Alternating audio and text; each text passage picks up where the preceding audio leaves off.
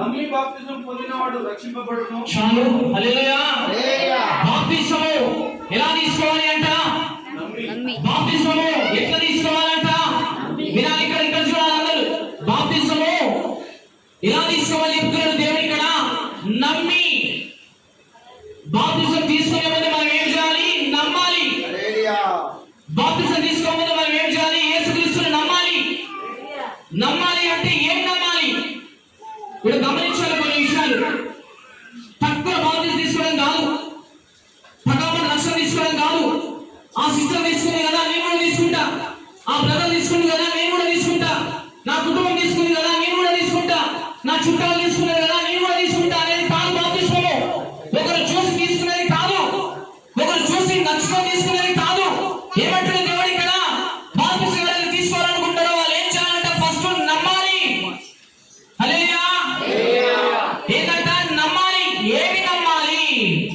అది మనం నేర్చుకోవాలి. ఫస్ట్ ఏమి నమ్మాలి? ఒకటి, యేసుక్రీస్తు మన కొరకు మరణించుండు అన్న సంగతి నమ్మాలి. యేసు రక్తంలో కడగబడితే, యేసు రక్తంలో కడగబడితే పాప క్షమాపణ వస్తుంది. యేసు రక్తంలో కడగబడితే మన పాపాలని పోతవి. యేసు రక్తంలో కడగబడితే మన జన్మ కర్మ పాపాలని పోతవి అని చెప్పేసి నమ్మాలి. ఇంకొకటి ఏంటో తెలుసా? బాప్తిజం తీసే ఇక్కడ కన్ను మూస్తే నా దేవుని రాజ్యంలో నేను తెలుస్తా అని చెప్పేసి నమ్మాలి. బాప్తిజం అనేది పరలోక రాజ్యానికి వెళ్ళే ఒక టికెట్ అని చెప్పేసి నమ్మాలి. కానీ ఈ లోకంలో ఏం చేస్తుంది తెలుసా? కొంతమంది ఏం చేస్తున్నారు తెలుసా? బాప్తిజం తీసుకుంటే ఎలా తీసుకుంటే ఏమి తెలియకుండానే తీసుకో, ఏమి తెలిసి తెలియకుండా తీసేసుకుంటా తక్కువని. దేవుడు ఏమంటారు తెలుసా? ఎవరైతే బాప్తిజం తీసుకుంటారో, ఎవరైతే బాప్తిజం తీసుకుంటారో వాళ్ళు ఏం చేయాలంట? నమ్మాలంట. యేసు ప్రభుని ఫస్ట్ నువ్వు ఏం చేయాలి? నమ్మాలి. సొంత రక్షకుని మనం ఏం చేయాలి? స్వీకరించాలి. దేవుడే నాకు సర్వస్వం అని చెప్పేసి నమ్మాలి. యేసయ్యే నా ప్రాణం అని చెప్పేసి నమ్మాలి.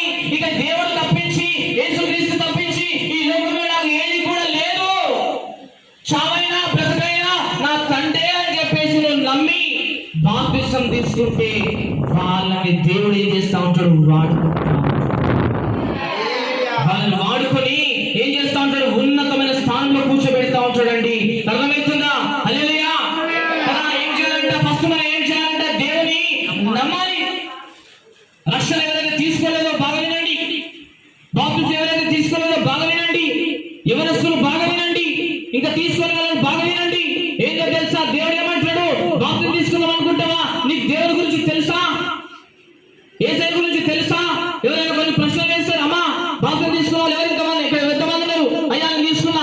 ఏం తెలుసా తీసుకున్నావు యేసయ్య గురించి అని చెప్పేసి అంటే రెండు ముచ్చట్లు చెప్పే కెపాసిటీ దగ్గర ఉండాలి, రెండు మాటలు చెప్పే కెపాసిటీ దగ్గర ఉండాలి. ఎవరైనా అడుగుతారు యేసయ్య ఆ బాప్తిజం తీసుకున్నా చెప్పేసి అంటే ఒకటే మాట అనాలి, నా కోసము నా తండ్రి మరణించిండు, నా పాప క్షమాపణలో నేను యేసు రక్తంలో పడినా, యేసు రక్తం ద్వారానే నాకు పాపం నుంచి విమోచన ఉన్నది, రక్తం ద్వారానే విడుదల ఉన్నది, ఆయన ద్వారానే నాకు మోక్షం ఉన్నది, ఆయన ద్వారానే నాకు పరలోకం ఉన్నది, కాబట్టి నేను బాప్తిజం తీసుకున్న బ్రదర్ అని చెప్పేసి అనాలి.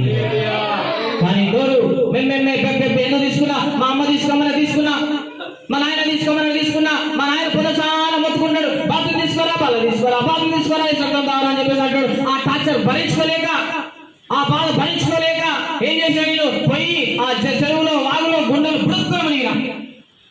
అది బాప్తిజమా? నా ఫ్రెండ్ గారు తీసుకోవాలని చెప్పేసి, నా చుట్టాలు తీసుకోవాలని చెప్పేసి, నా బంధువులు తీసుకోవాలని చెప్పేసి తీసుకుంటే అది బాప్తిజం కాదు. అర్థమవుతుందా? బాప్తిజం అంటే ఏంటో తెలుసు? ఫస్ట్ నీలో మారు మనసు రావాలి, ఫస్ట్ నీలో మార్పు రావాలి, ఫస్ట్ నీ ప్రవర్తనలో మార్పు రావాలి, నీ క్యారెక్టర్లో మార్పు రావాలి, నీ మాటల్లో మార్పు రావాలి, నీ చేతుల్లో మార్పు రావాలి, నువ్వు నడిచే విధానం రావాలి. అప్పుడు నువ్వు తెలుసా? క్రీస్తు నామములో బాప్తిజం పొందాలి. అప్పుడు దేవుడు కార్యం చేస్తా ఉంటాడండి.